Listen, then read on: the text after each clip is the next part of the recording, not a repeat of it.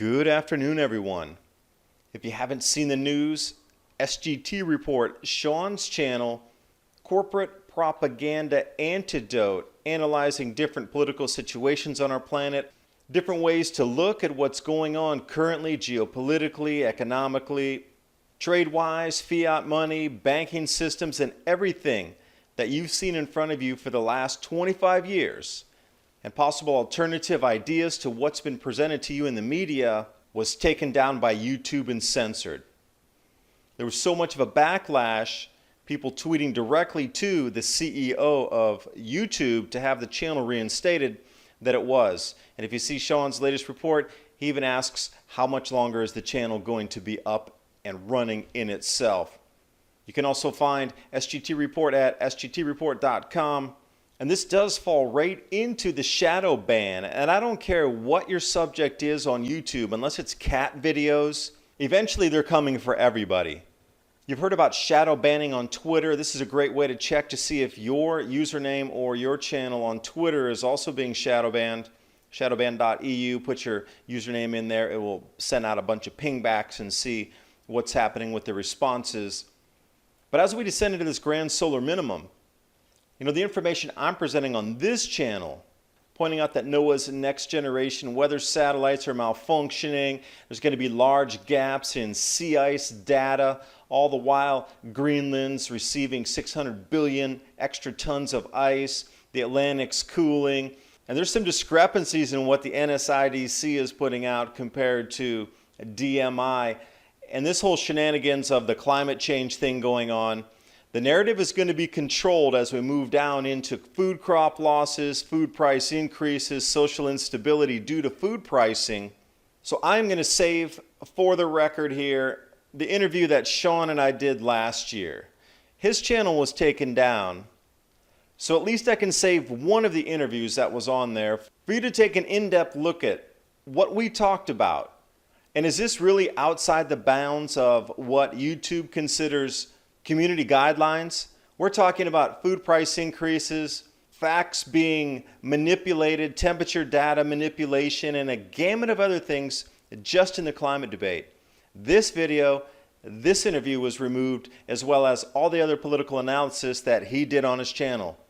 This is here to stay on my channel. This is at least one out of his 1,000 interviews that he's done with other guests.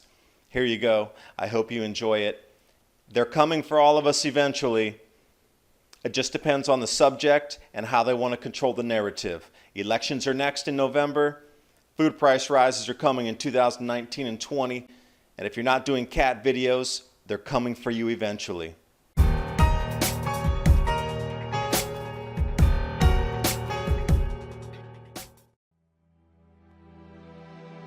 This economy on our current system is going to evaporate due to never-ending escalating food prices, global food shortages, and that is just absolutely going to wipe out the economy of every single nation on the planet. There's a lot of different variables for this time around, but these 8 billion people on the planet, I am sorry to say there's not going to be 8 billion people by 2024.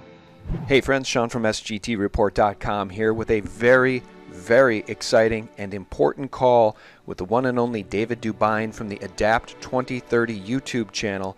Guys, this call, honestly, it's going to be a game changer, and it's going to help tie a lot of loose ends together for all y'all that have questions about when is the collapse coming, why is the collapse coming, and how much time do we have left. But first, I want to tell you this interview is brought to you by our good friends at SD Bullion. They've been longtime supporters of SGT Report, and I really do appreciate it. If you want to support us, support our sponsor, SD Bullion, and prepare for the collapse by buying physical silver and/or physical gold. If you click at the banner at the top of SGT Report right now, you can get a 10-ounce bar of silver at spot price. Of course, they limit that to one per customer or household, but it's a terrific deal. Use coupon code SILVER23, and right now you can buy 100-ounce generic silver bars at only 19 cents over spot, as many as you'd like. Shop now. Click the banner at the top of SGT Report and visit sdbullion.com. Guys, thanks so much for tuning in. I have on the line David DuByne. David, thank you so much for joining us. How are you?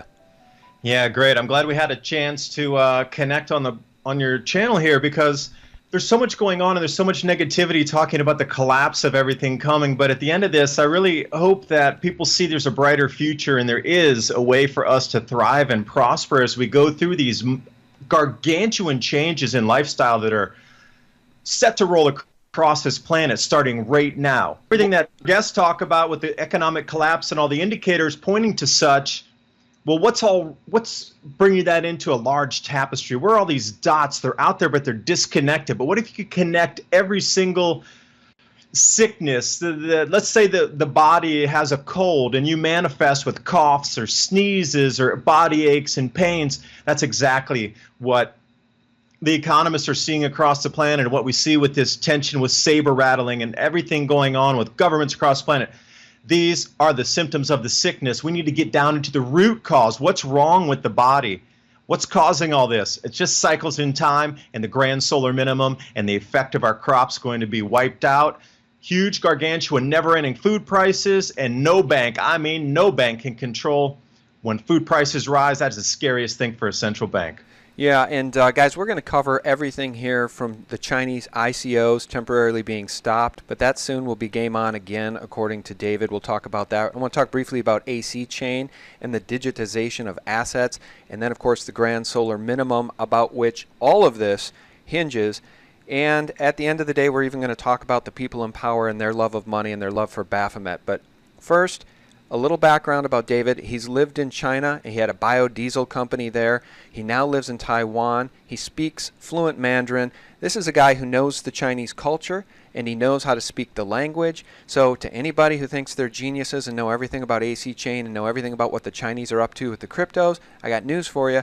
David is an excellent source for real news, and we're going to go there right now and talk about all of it. So David, first, if you don't mind, before we get to the grand solar minimum, let's build up to it, because as you know, and as you've reported in your videos, the Chinese have thousands and thousands of years of history and records, and they know the patterns, they know the cycles, and we're about to hit another one that could be devastating for humanity.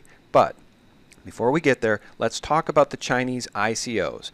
They've temporarily stopped the ICOs, but your video, China's Planned Restart of ICOs and Cryptocurrency Exchange Timeline, January 2008, says it will be reset. They're going to audit all of these, and then it will soon be game on again. Is that correct? The ICOs are not dead in China.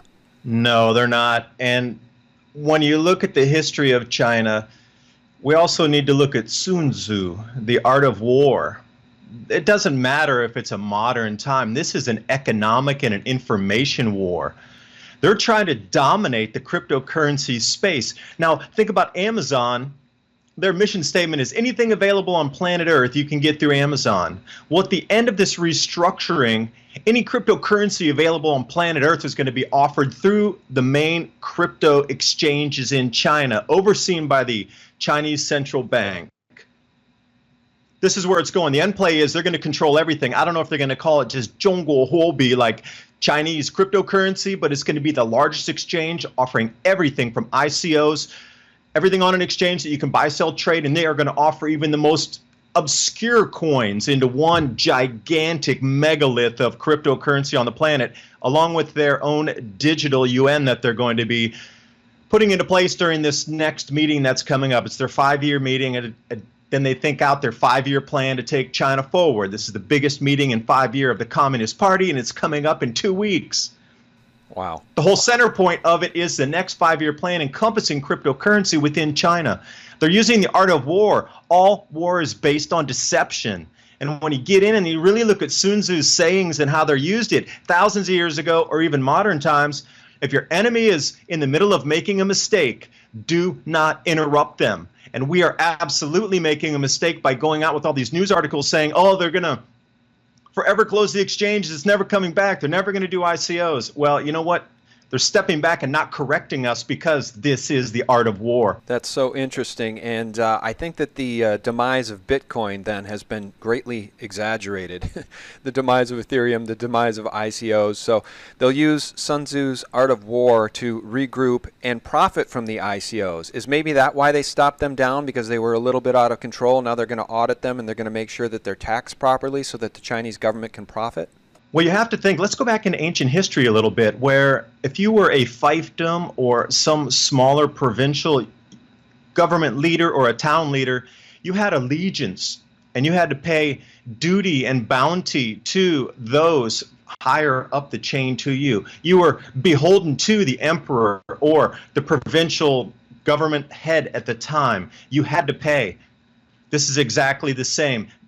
BTCC and some of these smaller exchanges out there like Huobi and whatnot, what were they turning over? 2-3 million a day? And then you look at OKCoin, we're up around 200 million a day. It's a consolidation of power. No different than if all the local rulers and all the township rulers at that time pledged their allegiance and all came together to form a provincial army.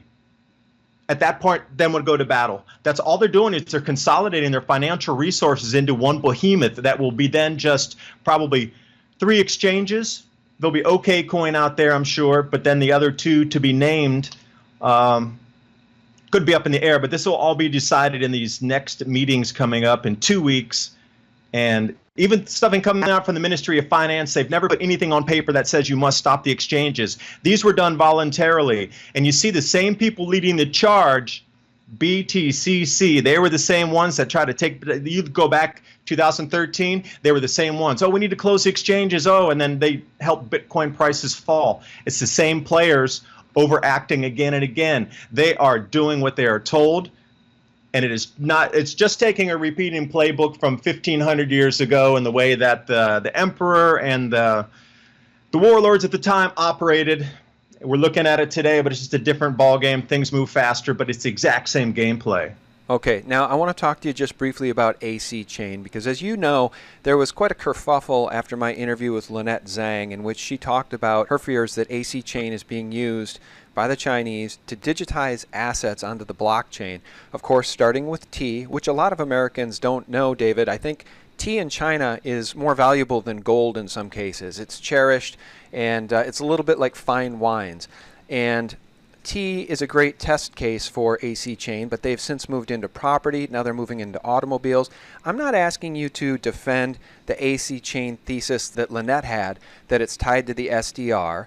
But I know that you did a 50 or 55-minute video about AC Chain, and it seems to me that that excellent video you did proved that where there's smoke, there may be fire in terms of AC Chain. Can you give people your opinion on AC Chain and maybe the bigger picture of the digitization of assets? Is it a threat to us? Is it something we should worry about or not? Well, let's start with outside China, digitization of assets. Okay, so going back, we'll come back to the AC Chain, but I don't know if you're familiar with Aqua, AQUA. What they've done is they've digitized water rights across the southeast U.S., some places down in South America, where you can buy a fraction of water rights, and also they're producing revenue off of these same water rights at the same time they've bought the properties that have the water rights. So you're able to fractionalize ownership of water rights, which water is going to be incredibly valuable as we get into this grand solar minimum, because there's always droughts that occur in certain areas. And it's interesting, where they have purchased all these water rights are the places where it dried out last time. So I don't know, are they playing also and using some of the same information? What about LA Token? LA Token is just straight up digitized fine art, property, oil, and gold into fractionalized assets. You can literally buy $10 worth of gold bullion in paper form. Well, it's through their coin, it's through their token. That's why they call it LA Token. And they just had round 2 financing. I think they were looking for 150 million on this last one. They sold out 20 million in a matter of days on the first one. And then Token Stars. Token Stars. This is another ICO out there that's digitizing human beings. It's digitizing tennis stars that they see that are right now at the I wouldn't say amateur level, but they're showing a lot of possibility to getting into the pro arena and making money. So what they're doing is they're digitizing. You can buy part of an upcoming tennis star, and then you get paid out through the earnings that they are going to earn throughout their lifetime. This is where it's already going outside of China. So when we step back into AC Chain and talking about tea and alcohol, you can just see where it's moving to across the planet. It's already 4 or 5 other places outside China, so by no means is AC Chain a specific one-off thing that's happening globally. But where there is smoke, there is fire. China has absolutely claimed in this 5-year meeting of the Communist Party coming up in August or in October. They are going to set aside blockchain technology for a digital yuan running alongside the new gold-backed yuan for their oil trading platforms. So they're going to have the traditional government-issued paper, bond, whatever you want to call it, yuan that we're used to globally right now. They're also going to have the digitized yuan, which is going to be a digital, literally Chinese government coin that comes out, and then they're going to hold that gold against the oil reserve exchange that they're running there in Shanghai. Okay. And do you personally see any connection at all between AC Chain and the SDR? Is there even the capability to include the SDR in some sort of move towards a world currency that the Rothschilds predicted on that 1988 cover of The Economist magazine would be coming to fruition in 2018? Do you see any tie at all or any role the Chinese are playing in helping to accomplish that goal? Well, again, if we're using the art of war, they would never broadcast the moves. But if we look at what's currently happening with Omise Go and the Lightning Network and the Plasma scalability autonomous smart contracts, when they fork Ether to run everything so much faster with digital payment systems on the global level that rival anything with Visa or MasterCard, you're looking exactly what Ethereum is going to be doing. And then when you look at all these other payment systems that are within Southeast Asia currently, what's the Everex and Bankera and 10x, and then outside over in Europe you have Monaco and Bancor. All these are digital platforms for payments. And then back even in the US, Coinbase has a Swift card and BitPay. You have BitCard credit cards coming out right now where you can even go to Bitcoin ATMs and get cash out. China's developing the same exact thing. Are they broadcasting it? No, they're not. I mean, Ethereum is leading, at least in the informational space, which is available online, where you can actually see how they want to scale, how they want to make transactions faster, how they're going to compete with Visa, how they're going to try to dominate the payment space on the planet and bring all the unbanked into the banking system. And this goes right back into fractionalizing everything. Because if you're going to buy a share of Amazon, most people can't afford $1,000 to buy a single share. But if you have $10 and you can frack that out and you can actually take a piece of Amazon for $10 and then 100 other people are holding one share, well, if the share goes up, you get a payback on that. But the stage is already set for the way we're moving. They're allowing the smallest of the unbanked to come into the system. Imagine how much money that is alone in Asia of the people who are not in the traditional banking system, because the barrier to entry is just too high for the cost. And I hate paying that $20 a month to keep my checking account and all these other things open in the bank I use. I hate that. And if I can get away from it, I definitely would. But $20 for somebody living in Asia, that is enough food for their family for an entire month in some of the poorer areas. You telling me that they're going to go in and put their money in a bank when it costs them $20 a month to keep everything open? Right. No way. 10x, you get in there, there's no fees. It's like 0.25% to send money home. They can work in different countries. They can transmit that and it's home, and there's no money lost. They're bringing everybody into the system here. So what's moving forward is absolutely going to be something so massive that's beyond the comprehension of most people where it's going to move to in the future. Looking at today, it truly is out of the bounds of even where we're going to move to and how much it's going to dominate the space. Okay. All right, guys, this is so important. We're talking about a sea change here, and it is coming. It's cyclical, and as we're going to document here, it is coming. So I think what I want to do, if you don't mind, David, before we get to the grand solar minimum and the cycles and what the Chinese are so concerned about, and what I think you think all governments are concerned about but aren't telling the people, can you, because you mentioned Omise Go, and I own a little bit of that, I own a little Neo, a little Ethereum, Litecoin, some of these others. Vitalik Buterin, the brains behind Ethereum, is involved in Omise Go. Since I think that you are a chess player and you're a couple moves ahead of most of the other pundits I have on, can you give me your thoughts on maybe the top handful, or maybe they're ones we've mentioned, maybe there's ones I've never even heard of. You mentioned LA Token, Token Stars, I've never heard of those. Can you give us a couple of cryptocurrencies that you think are smart gambles or have a profound future, through your eyes as you see it, that our listeners might not be aware of? Can you just give us your cliff notes on maybe the top cryptos that you think people should own if they want to have a little skin in the game? Would you be willing to do that? I would, but I'm not a financial investor at all. This is my own personal opinion about how I see the future unrolling. You have to do your own due diligence. You have to do your own research. Do not even listen to me. You listen to me that I am not a financial advisor. You need to go off and do your own research. And there's so much out there on the internet. And there's so much. You can contact these companies directly. You need to do your own due diligence before investing in anything. I mean, that's traditional. If you're going to go invest in the stock market, you're not just going to drop your money in. I mean, you might listen to a couple news reports, but hopefully you would at least look at earnings reports or something before you would go put your money in. It's the same thing with these coins. What's the usage for it in the future? How fast can they scale it out? Who's the team that's running it? And is it doable? And is there something else out there already that's taken over? There has to be really some use for these coins. You can't just start a car wash service coin or something. Maybe you could, but generally that's not going to be usable for most people. Well, payment systems. So let's think if we want to go out on a global level where we want to restart an entirely new system from the bottom up. What are you going to need first to roll out this type of system where everything will be in the crypto world, where you will buy, sell, save, trade, whatever it might be, using these digital currencies of the future? Well, first you're going to have to get the payment system figured out. You're going to have to make it entry easy for people like my mom, who can get in easily, that don't get frustrated when they have to put in a 30-digit code to move money around. You're going to have to break through all these barriers first. So you're looking for the tokens that will, A, provide the base platform for all of the networks that can run financial transactions, and the amount of speed that needs to come with it. That's why Plasma and Ethereum is always going to be a huge one. I mean, they're running the entire system of new payment processors across the planet that's going to rival Visa. So if you're not holding Ethereum, I mean, this is it. This is, until something else comes out, Omizigo, Ethereum, Quantum as well. That's another one that you might want to look at, Quantum, because they're going to be working with that quantum network, and that's what China's rolling out, so they can do satellite.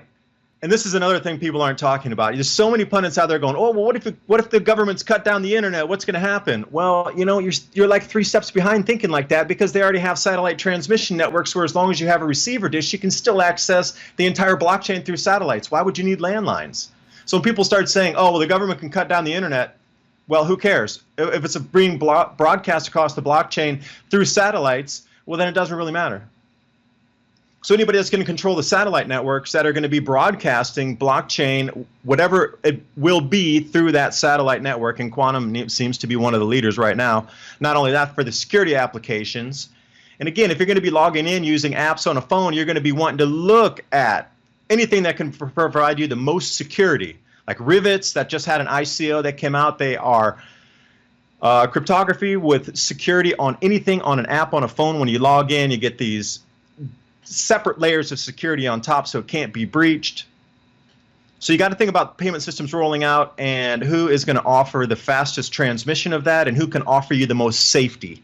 So Rivets is a good one on that as well. And I just mentioned a bunch of these 10x. They actually pay, if you're a token holder and you have it in a wallet, that they give you 0.5%. So think about that.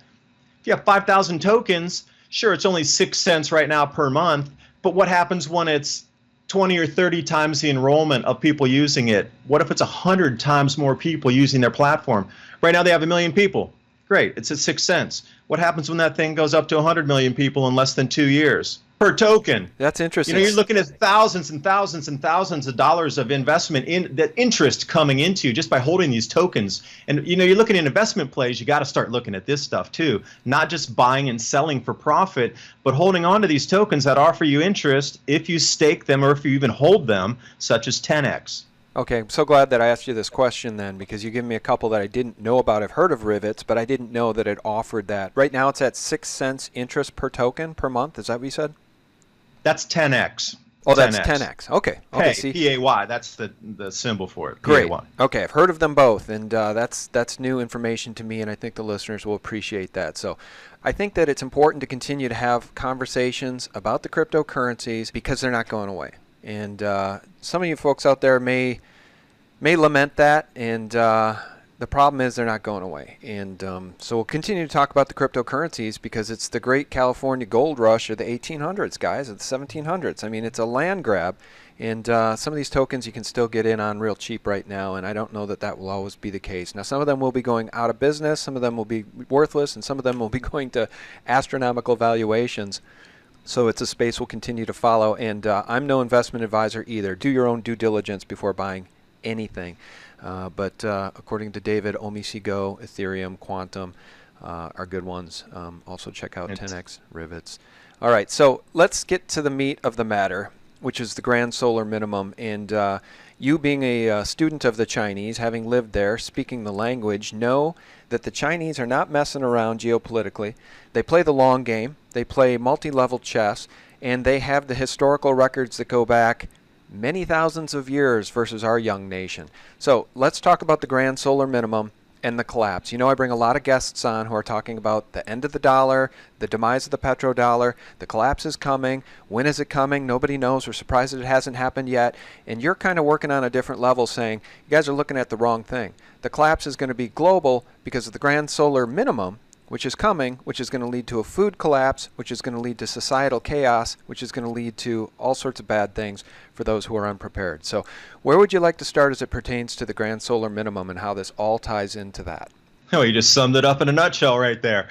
Yeah, so the reason I'm so fervent about the belief in cryptocurrency is as our economy, it won't collapse, it will evaporate. Now let's make the differentiation right here and right now.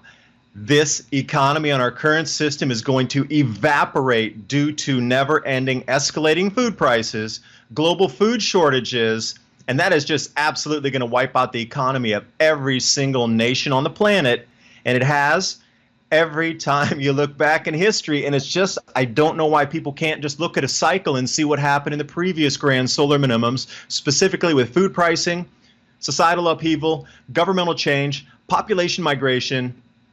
That's just to name a few. And I'm not even going to talk about the diseases because people were malnourished and all that. But just focus on food price rises and economics of the time alone is enough to see the pattern every grand solar minimum. Cryptocurrency is going to take over when everything else crashes.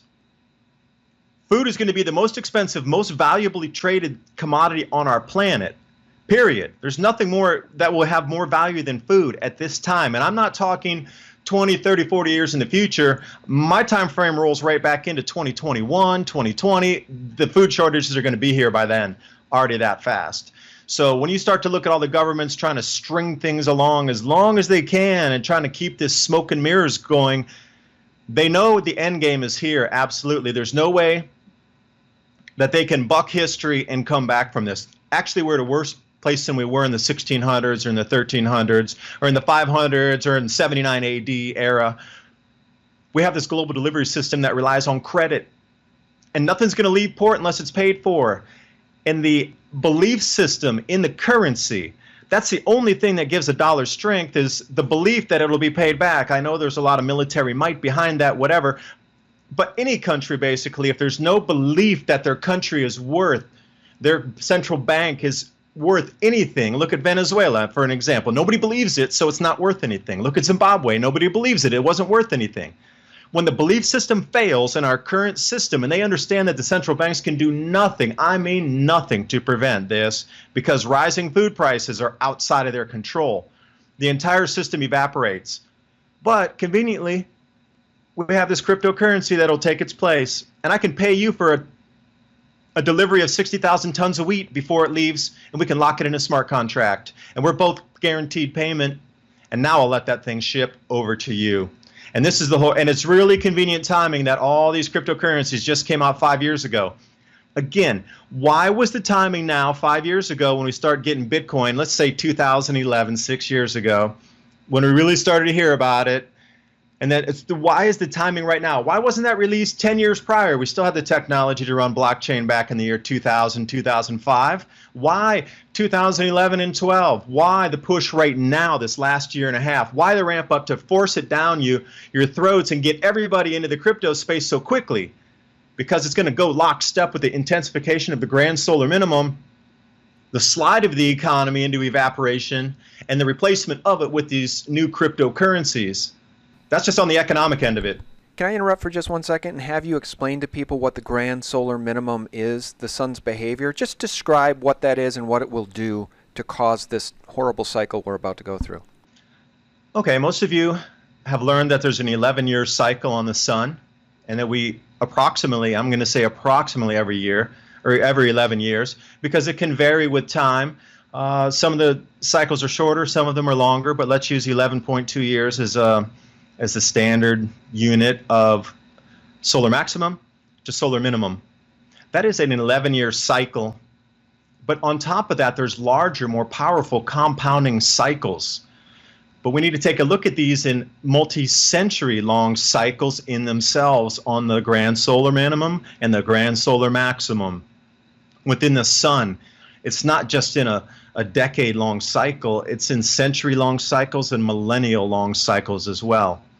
You have heavier, more powerful cycles overlapping, and that's what the ancients were always trying to tell us, and that's what the Chinese try to catalog so very well, and this is what the Vatican has taken across the planet when they were pillaging our Earth for the last 500 years, that they've hidden all these codices and calendars and texts and temple reliefs and whatever it might be. It's all down in their secret libraries, which we have no access to any of this information. They know better than anybody what the cycles are because they have all the information that they took from across the planet for the last 500 years. But you can see that these multi-century, multi-millennial cycles, every time our sun decreases into its grand solar minimum, there's effects on our Earth because the magnetosphere is very weak at that time, which allows more cosmic rays to penetrate our atmosphere. And those cosmic rays, you have to look at Heinrich Svensmark's work, have been tagged to causing more clouds. Also at the same time in these grand solar minimums, there's always increased volcanism. And with that, the extra ash and sulfur dioxide in the air creates another whole layer, which adds to the albedo effect. So we start getting into these feedback loops, all because electromagnetism on the sun affecting our electrical body Earth here as well. We live in a dynamic electrical system, and we are connected to other star systems as well. Our galaxy is connected to another galaxy. And when you look at the long play on it, our Earth, let's say our solar system, goes around the edge of the galaxy and it does a 230 million year cycle. I mean, they had that mapped out back then. Ancients did. They knew how long it took to go around the galaxy once. So these cycles, there's heavier overlapping cycles. But what it really comes down to, the food growing is affected on our planet, and everything at 45 degrees north or 45 degrees south latitude goes offline during these times. And the heaviest point where this is going to hit this cycle around will be 2023 and 2024. At that point, there will be zero, and I will say it again, zero production coming out of anything 45 north or 45 south on this planet in terms of grain crops. So you're talking... You got to do the price. Yeah, you can look at the prices on that and the disruption it's going to cause to our society. There is no more economy left at that point, period. So you're talking about a mass starvation event. You're talking about an apocalyptic event, I think, of biblical proportion. And I guess let me just segue to what the elite believe, because some would argue this is what they want, and I think based on what you've just described, this is not something they can prevent, which is interesting. What's also interesting to me is the name of your YouTube channel, Adapt 2030. Of course, you're well familiar with UN Agenda 2030 policies. It used to be called Agenda 21. And those are policies to strip us back to essentially make us 17th century serfs who don't have access to energy, the current forms of energy, what they call fossil fuel forms of energy. If they take away those forms of energy from us without replacing them with new exotic clean forms of energy, and we need better than just solar, that's not going to cut it. Unless they give us new forms of energy, we're going to be serfs. But you're saying by 2023, 2024, those who are unprepared are going to be far worse off than serfs, because at least serfs were able to grow their own food. Yeah, that's right. And see, that's one of the valuable skills that we've forgotten, or we've been trained to forget. They know these cycles are coming.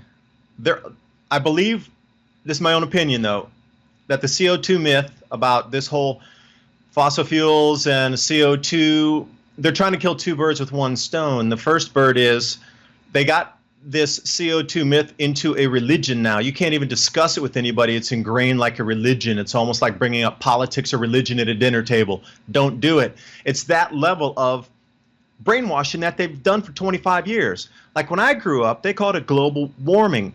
And now they rebranded it, bait and switched it to climate change. And those of you naysayers out there who say, I am a climate change denier, oh no, I am the largest climate change advocate on the planet. I believe we are going into such gargantuan climate change. This is going to affect our society, and we are so many steps behind with our food growing technologies. We need to push this so fast. I just don't believe it's from CO2.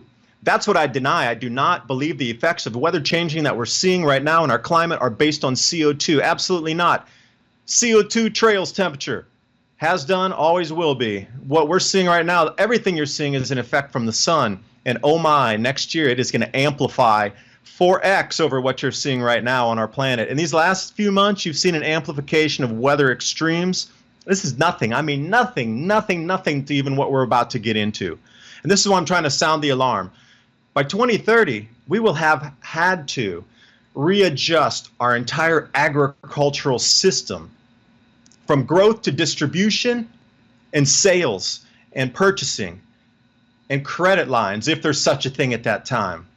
There will not be enough food to feed everybody on this planet. And the planned demise of the population is already written into their whatever, whether that is, I can't remember the Georgia Guidestones. They've already, it was for an example. They are not, they're allowing you not to be prepared. They pushed you not to be prepared. They pushed you into credit so nobody would have savings. What if they cut off the credit lines? What if you can't use your credit cards anymore? Banks are all failing. Nobody's going to allow you to use your credit cards. What are you going to do to buy food?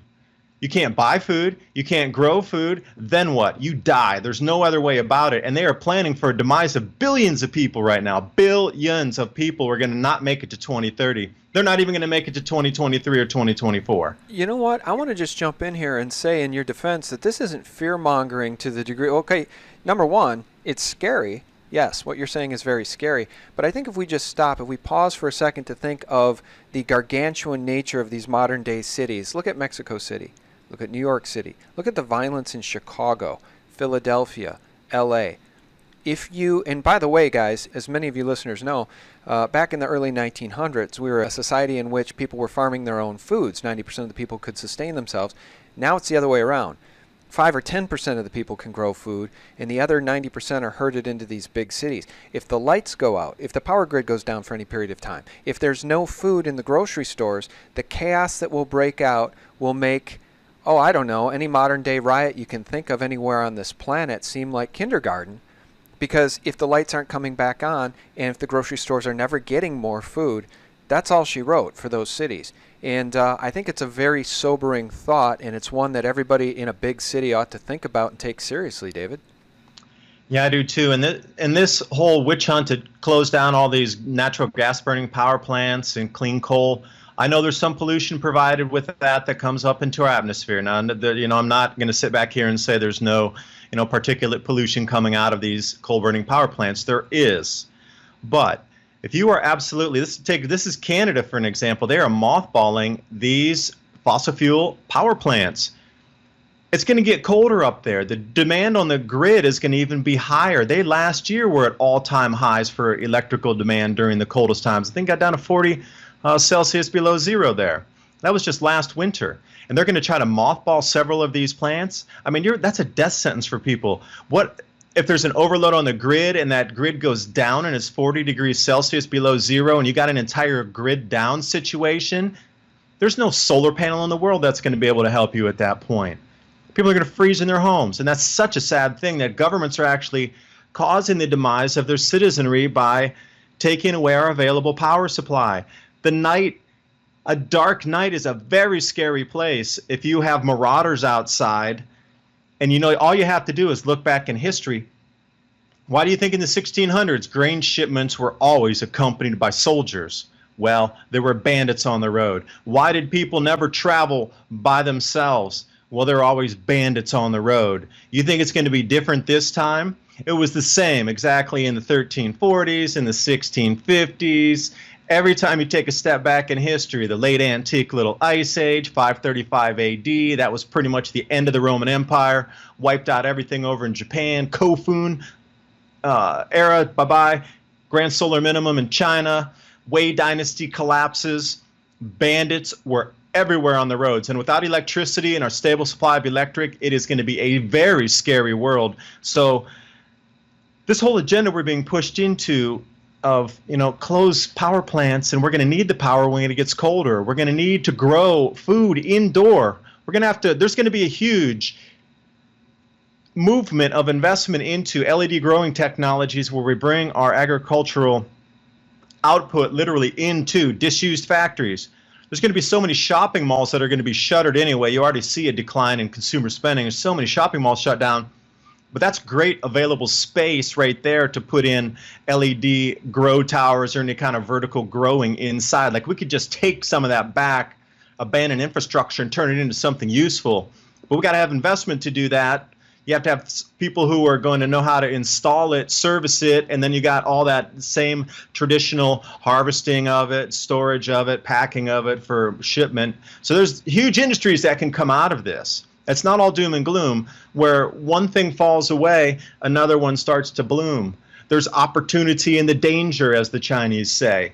But we need power to do that. You can't not grow food indoors without power, and that's not going to work on a solar panel. So they are trying to bring us back to serfdom. And I, for one, do not accept that as a sentient being on this planet. I do not accept it. I will not accept it, and I will do everything in my power so you don't have to accept it. Powerfully said. I feel the exact same way, and we all need to stand up together and scream at the top of our lungs when we see our government, acting in corrupt ways and not putting the bad guys in prison, which we all clearly see is happening right now. In fact, I just heard a report the other day, I think it was from Judicial Watch, that documented the fact that Trump's lawyers are now trying to defend Hillary Clinton by preventing the release of a draft indictment that exists, that was put together by a grand jury. Now, if that's not in the public interest, I don't know what is, and Trump's lawyers are trying to prevent it. It's this deep state working together to cover up the crimes of the most corrupt. And at least as it pertains to this country, you can tell me if you think it's different in China, but in this country, some of the most corrupt people are at the top of the pyramid. And you know what, guys? At the top of the show, even before we started recording, David said that he agrees with me that the people in power not only have a love for money, they have a love for Baphomet. So at the top of the pyramid are these Luciferians. I think they're firmly in control of the deep state of this government. David, what's your opinion on the rest of the world? Well, let's just go. I want to bring that full circle right back to Bitcoin again. When Jamie Dimon was giving his speech about he's going to fire traders who trade in Bitcoin and Bitcoin's a scam, over in Europe, JP Morgan was the fourth largest buyer of Bitcoin that day. Isn't that interesting? He says one thing in the United States, and then his European branch, fourth largest buyer. Zero Hedge did a whole article on that. That is pure fraud. The way he has market mover, and they give him so much play in the media, and what he says really moves markets, and then he drove that price down, and they purchased on the European side. That's exactly, these are the kind of people that need to go to jail, but he never would. He's too protected. Yeah. He creates money. He has a license to create money. But here's the thing. All that money they can print and create, they can't battle rising food prices. There's no battle against central banks. That is the Achilles heel, and the most terrifying thing for central banks is rising food prices, because they can control pretty much everything else, interest rates, this, that, and the other. But food prices, they cannot control. Let me ask you this before we let you go. Is there anything, and I think there's a few things, of course, we can all do to prepare, but what you've described, if it gets as bad as you think it may get, that's kind of a Cormac McCarthy The Road scenario. I don't know that that's necessarily a world any of us are going to want to live in, but for those of us with Steely Reserve, what can we do to prepare? I mean, is it food storage? Is it physical precious metals? Is it some cryptos? Is it water storage? Is it all of these things? What would you recommend? Your mind. It's going to be a mental game as much as it will be a physical game. And it's all about you preparing with the people around you as well, and you having the same skills. You have to learn how to grow food and repair things. Just the basics. You need to start at home first. You need to start experimenting with growing whatever you can. Even if it's in a windowsill in your house, you really, really, really need to start learning how to grow food. This is going to come so swift and so fast, and the market collapse is going to start 5 weeks from now. based on Peter Temple's cycles, that not only the economic cycles, but the same exact climate cycles overlap on top of each other when we reach market tops. Now, at the end of the year, when the actual harvests come in, they're not going to be anywhere near what they were forecast to be. I mean, you just saw an 8% drop in Australian wheat, came across the newswire right just today. The protein content, nobody's talking about the protein content in the wheat. They're talking about tonnage.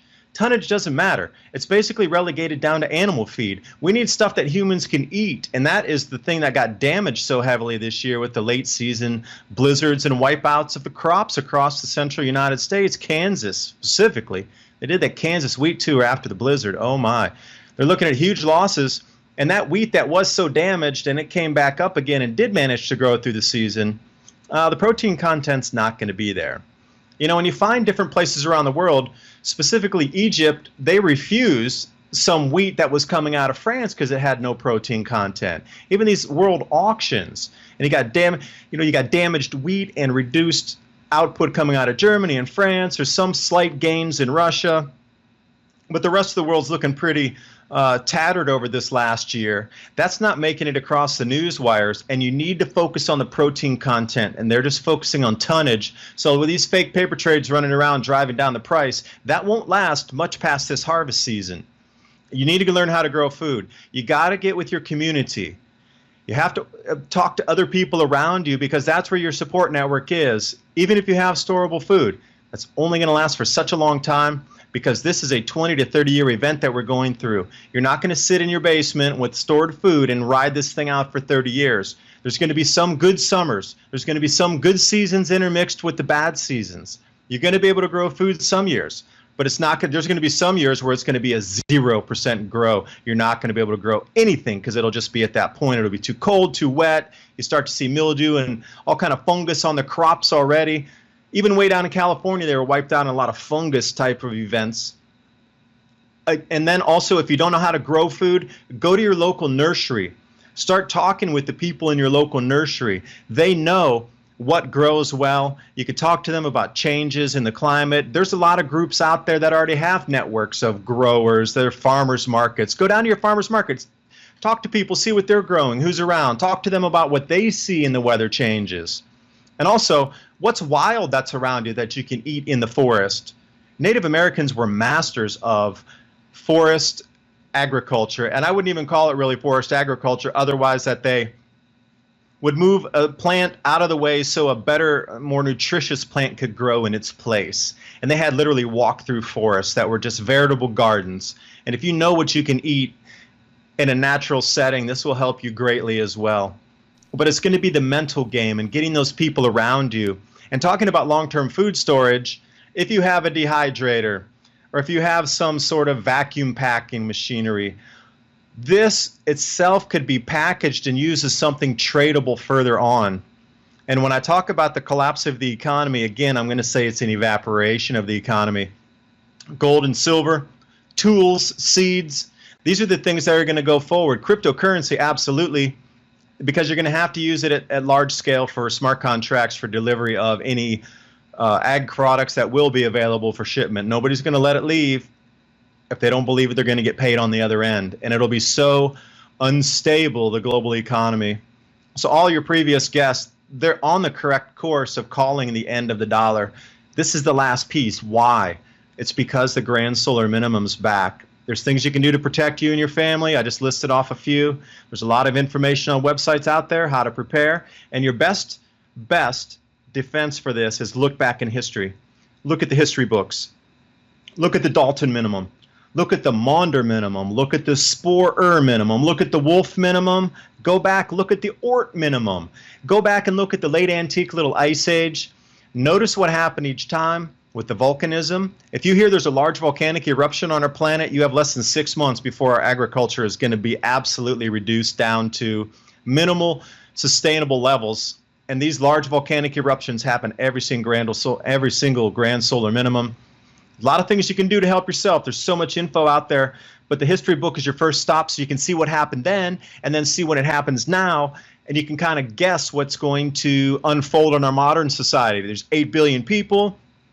Back then there was less than 1 billion people. Well, back then they didn't have modernized agriculture. Well, they knew how to grow their own food. We don't know how. They didn't have global shipping back then. We have global shipping now. Is that an Achilles heel, or is that something that's going to help us? There's a lot of different variables for this time around, but these 8 billion people on the planet, I am sorry to say there's not going to be 8 billion people by 2024. All right, guys, obviously a sobering conversation with a very lucid researcher. I think it's fair to call you a researcher, David. You're also an entrepreneur who speaks fluent Mandarin, and I really do appreciate your historical perspective, your knowledge, and your time. So I want to make sure that people know that they can hear more from you in Mini Ice Age Conversations, which I think is your podcast. Is that correct? Is that what it's called on iTunes? It is, and I'm also up on Stitcher Radio and SoundCloud. You know, I get a little bogged down because of my research, and I also I work as a consultant. So, you know, what I'm doing with this whole Grand Solar Minimum channel on YouTube, it's Mini Ice Age Adapt 2030 on YouTube, and then Mini Ice Age Conversations on the podcast. Yeah, I try to fill it in as much as I can when I have time, but I only have so many hours during the day. So I really try to keep the information flowing the best I can. Well, you do a great job, and again, I'll call out the YouTube channel, guys. You should definitely subscribe. It's Adapt 2030. That's the name of the YouTube channel. And do you want to tell people about oilseedcrops.org, your website? I don't know anything about that, but I see it here on your email tag. Yeah, I do. I list different types of crops, and I focus on food first and then oil second, because when I was in China, I started an algae biodiesel company out in Chengdu, which is out in the west, and we were developing a bag grow system that floated on fish farm water surfaces, because over in Western China, they have about 1 million hectares of fish farms out there. And also it didn't use land. So we were trying to find facilities that already had pumps and all these things that you need to drive and use nutrient mix in and pull out and all these extra, they had aerators and all these things we needed. But going into that, I kept seeing how much food was wasted when they were producing biofuels. It's ridiculous. Even this mandate with this ethanol thing in the United States, oh yeah, and that's a prediction too. The mandate, ethanol, that's going to go away quickly within 2 years when our food prices rise. You're going to have to feed people first. You're not going to be able to like take all this corn and turn it into ethanol and then put it into a gas tank. People won't be driving that much anyway, and there'll be a lot of hungry protesting people. But that's why I focus food first. And there's a whole list of crops on the side there. Moringa oleifera, superfood. They call it the miracle tree, and it is a miracle tree of life. There's so many. It's the equivalent of spirulina algae that grows in a plant form that grows about 1 to 2 feet per month. If it's in a tropical climate, you can grow it indoors if you have the right heat. It loves light. The more you trim it, the more sticks come off, and inside those sticks there's oil that's equivalent to macadamia nut oil. You can eat the seed pods while they grow. You can eat the leaves after you trim them for a superfood as well. It's one of my top plants, but I have a whole bunch of plants listed on the side, and there's a ton of information resources. On the top browser bar, you can go into Grand Solar Minimum at the top there. Global cooling is what I call it on the site. And inside, I must have 100 different links to resources there for you to start as well. I try to find natural herbs and different types of food. I have a lot of those things linked, 60 different types of natural plants that you can find while you're walking around in your forest, just different things you can grow. I really try to make it a repository for the plant edible end of it, where you can also get some energy out of it if you do it right, but you get the food first. Well, this has been a thought-provoking conversation, and those are exactly the type of talks I like to have. So, guys, if you're wondering the name of that website, it's oilseedcrops.org, and that's David's website. The YouTube channel is Adapt 2030, and if you want to check him out on iTunes or Stitcher Radio or SoundCloud, check out Mini Ice Age Conversations with David DuByne. David, thank you so much for your time. This has been great. I'm so glad you allowed me a platform to talk about the message, because it's really going to affect every single one of us on this planet. Yeah, and your videos, honestly, your YouTube videos on your channel Adapt 2030 are powerful, well-produced, and always enlightening. So thank you very much for your time. We very much appreciate it. And guys, I want to thank each and every one of you for tuning in. You know, without you, there would be no us. There's no reason to do this if nobody's going to listen and share it with their friends, neighbors, and colleagues. So please do share this information within your own sphere of influence on social media. Embed the video on websites. Share this information. I think this is a wake-up call. So thanks so much for tuning in. And for real news and information, check us out 24/7 at sgtreport.com. Thanks so much for listening. God bless. Thanks for watching. Hope you got something out of the conversation between Sean and myself. If you like this type of content, make sure you click the subscribe button as well as the bell for notifications. And I also have a tri-weekly podcast, mini Ice Age conversations, talking about some of these same issues: society, economy, grand solar minimum, how your food prices rising are going to affect your life, as well as a timeline to put it all together.